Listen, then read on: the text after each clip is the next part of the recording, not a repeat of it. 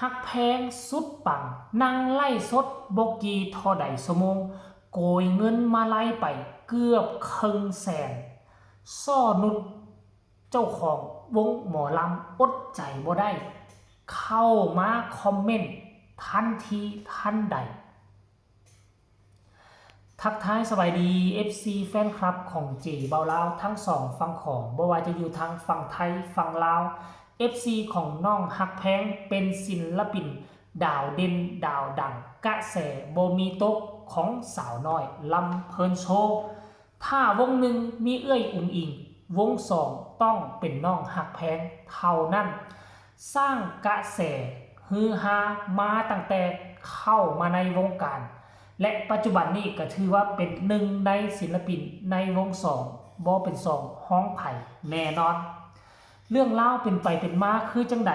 เมื่อโบกีเท่าใดชั่วโมงท่านผู้ชมเมื่อ5ชั่วโมงนี้น้องฮักแพงก็ได้ประกาศให้บรรดา FC แฟนคลับบ่ต้องมารอท่าอยู่ซ่องของน้องฮักแพงเด้อเพราะว่ามันมีปัญหาว่าซั่นเด้คันท่ากรณีว่าไล่สดอยู่ซ่องของฮักแพงพวกเจ้าคิดเอาว่ามันจะทะลุทะลวงขนาดใดเงินมาไล่ที่พ่อแม่จะโอนให้เจบอลาวคิดว่าน่าจะทะลุแสนคะแนนเป็นทีแน่นอนอันนี้นะง่ายไปใส่ซ่องของพ่อแม่น้องฮักแพงมันยังทะลุทะลวงขนาดนี้เกือบครึ่งแสนคะแนนไปแล้วทุกคนเอ้ยเจอกันในซ่องพ่อแม่ฮักแพงลำเพลินออฟฟิเชียลเด้อจ้าพ่อแม่ซ่องลูกสาวมีปัญหารอแก้ด้วยรอแก้เดี๋ยวจะกลับมาว่าสันอันนี้5ชั่วโมงได้5ชั่วโมงแต่พวกเจ้าเมื่อ1ชั่วโมงที่ผ่านมาฮักแพงได้ออกมาโพสต์เคลื่อนไหวว่ามาไล่แตก 40,000 คะแนนปาดว่าสันขอบพระคุณทุกกำลังใจที่มอบให้ลูกสาวมาตลอดเด้อจ้าพ่อแม่หนูรักเด้อจ้าน้องฮักแพงกับบ่คาดคิดบ่คาดฝันว่ามาไล่สดวันนี้มันจะทะลุทะลวงถึงขนาดนี้นี่เป็นปรากฏการณ์หน้าใหม่ที่เกิดขึ้นในชีวิตของน้องฮักแพงวาง2-3 มื้อที่ผ่านมานี่ก็มีข่าวให้ผู้โจมตีก็ค่อยจ้องโจมตีผู้ที่จะกัดก็ค่อยจ้องจะกัดค่อยจ้องจับพิษกันอยู่วันยังค่ำชีวิตของน้องฮักแพงก็บ่ได้โรยด้วยกลีบกุหลาบสมัยก่อนก็มีปัญหาเรื่องนั้นเรื่องนี้ FC แฟนคลับศิลปินผู้นั้นผู้นี้มาถาโถมใส่จบเรื่องประเด็นดราม่าตัวนั้นไปก็มาเจอกับเรื่องญาติพี่น้องเครื่องของอยู่ในเฮือนในซ่าน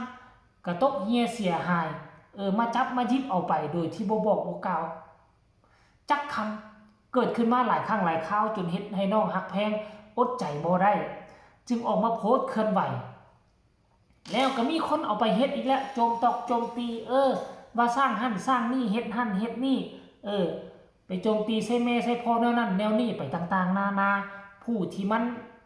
บ่มักมันก็บ่มักอยู่วันทั้งค่ำท่านผู้ชม FC แฟนคลับ2-3 มื้อผ่านมาปุ๊บมีเรื่องให้เกิดขึ้นในครอบครัวมันก็มีเรื่องดีๆเกิดขึ้นมาในครอบครัวถ้าเรื่องนั้นเป็นเรื่องจริง FC แฟนคลับเขาฮู้ว่าเป็นเรื่องความจริงเนาะน้องฮักแพงบ่ได้แต่งขึ้นด้วยความอีดูสงสารลูกสาวล่าคนนี้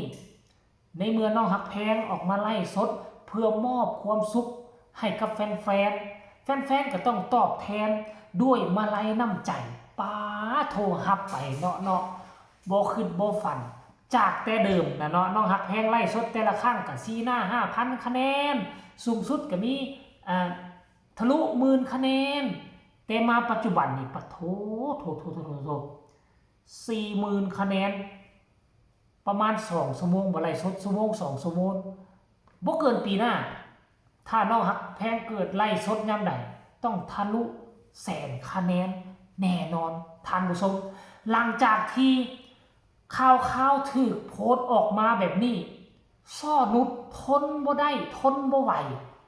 ต่อความดังความปังของตัวน้องฮักแพงเข้ามาคอมเมนต์เป็นคนแรกเลยทุกคนเอ้ยเบิ่งนี่นะอนงนุช ปังปังจ้าซ่อนุชบอสโจเวลาเขาเจ้าจะไปคอมเมนต์กับผู้ใดเวลาเขาเจ้าสิให้กำลังใจผู้ใดเขาบ่จำเป็นต้องโพสต์ยาวบ่ต้องอารัมเขาบ่เขามาโพสต์ใต้คอมเมนต์นี่นั่นแสดงว่าจังไดนั่นแสดงว่าเขาให้ความสำคัญเขาให้ความใส่ใจกับตัวศิลปินคนนั้นๆน้องฮักแพงก็เป็นคนหนึ่งที่ได้รับเขาเอิ้นว่าการซัพพอร์ตการสนับสนุนจากบอสโจและซ่อนุชอยู่ตลอดเวลาบางครั้งบางคราวเขาก็อาจจะบ่เคลื่อนไหวแต่บ่หมายความว่าเขาจะบ่สังเกตให้กำลังใจเจ้าแต่ครั้งนี้อดใจบ่ได้เพราะด้วยความปังอีหลีไล่สดเมื่อกี้เท่าไหร่ชั่วโมงซ่อนุชก็มาคอมเมนต์ปังปังจ้าว่าซั่นไปที่แฟนคลับของน้องฮักแพงกำลังไหลกันเข้ามากดโป้ขึ้นให้กับซ่อนุชพุ่นเอ้ทุกคนเอ้ยผู้ต่อมาบ่เนี่ยผู้ต่อมาบอกว่าปังปังว่าซั่นเยี่ยมเลยคนนี้บอกว่าเฮงเฮงลูกว่าซั่นเด้คนนี้บอกว่าดีใจด้วยจ้าปังปังคนเก่งว่าซั่นผู้ต่อมาบอกว่าปังปังเฮงเฮงน้องฮักแพงคนเก่งหมานหมานดังดังปังปังบาร์บี้น้อยว่าซั่นเด้เฮงเฮงปังปังจ้า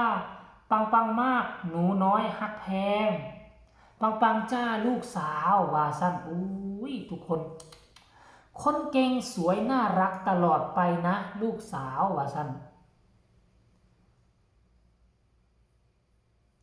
เบิ่งมีอีกตื่มบ่มีโอ้ยังอยู่เน็ตซ่าทุกคน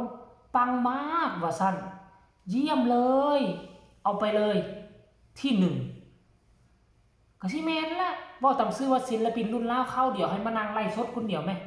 ก็มีคนโอนให้นะทะลุมือนี่ก็ถือบุญหัวลายเลยนะทุกคนเอ้ยเอา FC แฟนคลับสำหรับคอมเมนต์ก็มีเพียงแต่เขาเท่านี้ก็แล้วกันเนาะนี่คือการเคลื่อนไหวล่าสุดของน้องฮักแพงบ่คิดบ่ฝันว่ามีเรื่องราวให้ที่เกิดขึ้นมาในชีวิตผ่านมาบ่กี่เท่าใดวันกลับกลายมาเป็นเรื่องดีมี FC แฟนคลับเขาเจ้าสงสารต่อความอดทนมุ่งมานะสร้างสรรค์ผลงานเพื่อฝากให้แฟนๆได้รับชมให้มีความสุขในที่สุดฟ้าก็มีตาเนาะเพิ่นก็มอบประทานสิ่งดีๆได้น้ำใจจาก FC แฟนคลับรับเต็มกระเป๋าไปเลย 40,000 คะแนนเป็นคนเดียวที่เฮ็ดได้อยู่ในองค์กรสาวน้อย2สำหรับคลิปนี้ก็น่าจะฝากฝังให้ FC ฮักแพงเพียงแค่นี้ก็แล้วกันใครมีคำตำหนิติชมคำคิดคำเห็นก็สามารถส่งข่าวได้ในใต้คอมเมนต์เนาะฝากทุกคนกดไลค์กดแชร์กดติดตามไว้ในเพื่อจะบ่พลาดคลิปดีๆที่สำคัญจะกดข้ามโฆษณาพบกันใหม่ในคลิปหน้านอนรับฝันดีสบายดี